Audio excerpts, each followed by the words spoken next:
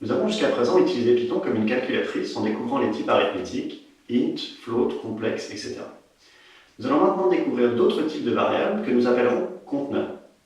Nous verrons les chaînes de caractères, les listes, les nuplets, aussi appelés tuples en anglais, tuples, ainsi que les dictionnaires. Commençons par les chaînes de caractères. Les chaînes de caractères, connues sous le nom de string en anglais, sont définies à l'aide des guillemets simples ou doubles. Soit S, la variable contenant la chaîne de caractères, bonjour télécom par YTech. On peut afficher le contenu de S avec la fonction print et également accéder à son type. Nous observons que S est de type str, qui est l'abréviation de string en anglais. Comment accéder aux éléments d'une chaîne de caractères? L'accès à un élément d'un conteneur se fait en Python avec les crochets carrés. Notez la différence avec un appel de fonction qui se fait avec les parenthèses classiques. L'indexation des éléments commence en Python à 0, comme dans beaucoup de langages comme le C. Ainsi, S, crochet carré ouvrant 0, fermez le crochet carré, est le premier élément de S. Python permet aussi l'indexation avec des nombres négatifs. Dans ce cas, l'indexation se fait à partir de la fin du conteneur. Par exemple, S indice -1 renvoie le dernier élément de S, c'est-à-dire le point d'exclamation. Nous allons maintenant voir comment extraire une sous-chaîne. Nous cherchons à accéder au contenu de S et à utiliser donc encore des crochets carrés. La syntaxe est la suivante. S start, stop, qui permet d'extraire tous les caractères entre l'indice start et l'indice stop, stop étant exclu. Ainsi, S0, 7 correspond à tous les caractères d'indices compris entre 0 et 7, 7 étant exclu, c'est-à-dire 0, 1, 2, 3, 4, 5, 6. L'avantage de cette convention est que la longueur de la sous-chaîne de S de start à stop est toujours égale à stop moins start. Donnons un exemple. Ici, la longueur de la chaîne S1, 7, obtenue avec la fonction len, est bien égale à 7 moins 1, c'est-à-dire 6. Les paramètres start et stop peuvent toutefois être omis. Dans ce cas, un paramètre start vide est compris comme étant le début de la chaîne et stop vide permet d'accéder à la fin de la chaîne. Par exemple, S 2.7 retourne les 7 premiers caractères de la chaîne de caractères S. S de 8, 2 points, retourne tous les caractères après celui d'indice 8. Et S de -10 jusqu'à la fin retourne les 10 derniers caractères de S. Notez que la longueur de S de 8, 2 points est obtenue simplement comme étant la longueur de S moins 8. La syntaxe complexe d'accès à un conteneur permet aussi de préciser un pas, step en anglais. On écrira S de start, stop et step. Prenons S égale AB, AB répété un certain nombre de fois. Alors, S de 0, 2.2.2 correspond à tous les caractères d'indice pair, c'est-à-dire tous les A, alors que S de 1, 2.2.2 correspond au caractère d'indice impair, c'est-à-dire tous les B. Ces opérations d'accès portent le nom de slicing en anglais. La documentation complète de cette technique est disponible sur le site python.org. Continuons avec la mise en forme des chaînes de caractères.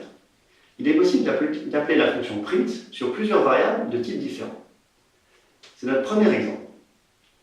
Dans ce cas, chaque variable est individuellement convertie en chaîne de caractères pour affichage. Dans notre deuxième exemple, nous voyons comment concaténer des chaînes de caractères avec le symbole plus.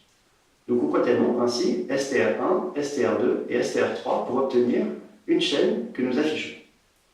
Les chaînes de caractères acceptent également le symbole multiplié, qui dans ce cas duplique la chaîne un certain nombre de fois. Voyons maintenant comment formater plus précisément une chaîne de caractères. La syntaxe pour ce faire est proche de la syntaxe de la fonction printf en C. Le format d'affichage est précisé avec le caractère %. %E signifie notation exponentielle. %F signifie notation flottante. Et %S signifie une chaîne de caractères. Le format %S a le gros avantage de fonctionner sur n'importe quel type de variable en Python. Voyons le premier exemple. Print, appliqué à la chaîne de caractères, val égale %E, %A. Cela signifie que la variable A doit être convertie en notation exponentielle dans la chaîne de caractères val égale %E. Cela donne donc val égale E, un certain nombre de zéros, exponentielle 0.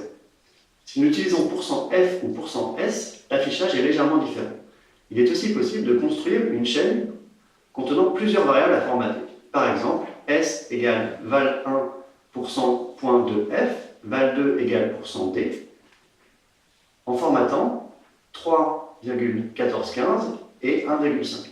Où 3,1415 est formaté en flottant avec deux chiffres après la virgule, et 1,5 est formaté sous forme de digit ou de nombre entier avec l'instruction %d. Après cette découverte des chaînes de caractères, partons au type de conteneurs suivant, les listes. Les listes sont très similaires aux chaînes de caractères, sauf que les éléments peuvent être n'importe quel type. La syntaxe pour créer des listes utilise des crochets carrés. Nous créons ici une liste L contenant les entiers 1, 2, 3 et 4. Nous pouvons l'afficher avec la fonction print. Le type de L est liste. Comme pour les chaînes de caractères, on peut accéder aux éléments de la liste L avec les crochets carrés. Ainsi, L appliqué à l'indice 0 renvoie 1. Le premier élément de la liste, L en position -2, renvoie l'avant-dernier élément, c'est-à-dire 3. Et L de 1, 2.3 renvoie les éléments d'indices compris entre 1 et 3, 3 exclus, c'est-à-dire les indices 1 et 2. L 2.2.2 renvoie un élément sur 2, partant au début, c'est-à-dire 1 et 3. Les listes peuvent contenir des variables de n'importe quel type. Un entier 1 suivi d'un caractère A, du flottant 1.0 ou d'un complexe 1 moins 1j. Il est même possible de construire des listes de listes. Il existe des fonctions pour générer des listes classiques comme des listes d'entiers. La fonction range, qui prend trois paramètres, start, stop et step, renvoie la liste de tous les entiers entre start et stop exclus avec un pas de step. Ainsi, range de 10,30,2 renvoie la liste des entiers entre 10 et 30 avec un pas de 2. Il est aussi possible de commencer sur des entiers négatifs, comme range de -10 à 10, qui renvoie tous les entiers entre -10 et 10 exclus. Le pas de range peut aussi être négatif, ainsi pour obtenir tous les entiers décroissants entre n et 0, la syntaxe est range de n-1, -1,-1. Comment convertir une chaîne de caractères en liste? Il suffit d'appliquer la fonction list sur la chaîne de caractères S. On obtient ainsi une liste où chaque élément est un caractère de S. Comment trier une liste? Il existe deux façons. La première utilise la fonction sortId, qui prend en entrée une liste et renvoie en sortie une nouvelle liste, où les éléments sont triés. Si l'on ne souhaite pas créer une nouvelle liste, mais modifier la liste à trier, il est possible d'utiliser la méthode sort. La syntaxe est l.sort, parenthèse. On parle ici de méthode et non de fonction, car sort est appelé à partir de la variable l. Notez la différence entre sortId l, qui est un appel à la fonction sortId sur l, alors que l.sort est un appel de la méthode sort sur la variable l. Attention, une fois la méthode sort appelée, elle est modifiée en place et il n'est pas possible de revenir à la liste d'origine. Essayons de récupérer la sortie de la méthode sort de L. Appelons cette sortie out et affichons-la. L'interpréteur nous dit que out est none. Le mot-clé none avec un N majuscule signifie en Python rien. Il est semblable au nul en C ou en Java. Comment ajouter, insérer, modifier ou enlever les éléments dans une liste? Commençons par créer la liste vide L. Nous allons ajouter à L les caractères A, D et encore une fois D. L vaut donc A, D, D. Remarquez que la sortie de la méthode append est aussi none, comme pour sort. Afin de compter le nombre d'occurrences de D dans la liste L, nous pouvons utiliser la méthode count, qui elle renvoie un entier. Ici 2, car la lettre D apparaît 2 fois dans L. Il n'est donc pas systématique qu'une méthode ne renvoie rien. Il faut garder le réflexe de bien lire la documentation avec la commande help, ou bien avec la documentation intégrée à votre environnement de développement. Il est possible de modifier les éléments d'une liste avec une assignation. Par exemple, L crochet 1 égale P assigne la valeur P à la position 2. Il est aussi possible d'assigner plusieurs valeurs d'un coup. La seule contrainte est que la sous-liste modifiée ait la même longueur que la liste assignée. Par exemple, L1 2.3 égale DD remplace les éléments 1 et 2 par les lettres D. La méthode à utiliser pour insérer les éléments dans une liste est insert. Elle prend en paramètre la position où insérer, ainsi que la valeur à insérer. Sur ces quelques lignes d'exemple, nous voyons comment insérer lettre à lettre les caractères du mot insert. Pour supprimer des éléments, on utilisera la méthode remove.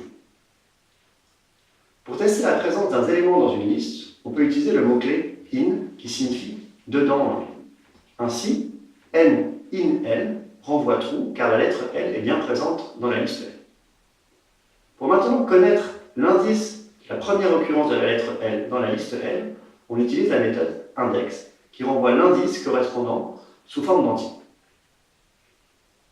Pour supprimer un élément à une position précise, on utilise l'instruction del, qui est l'abréviation de delete, qui signifie supprimer en anglais.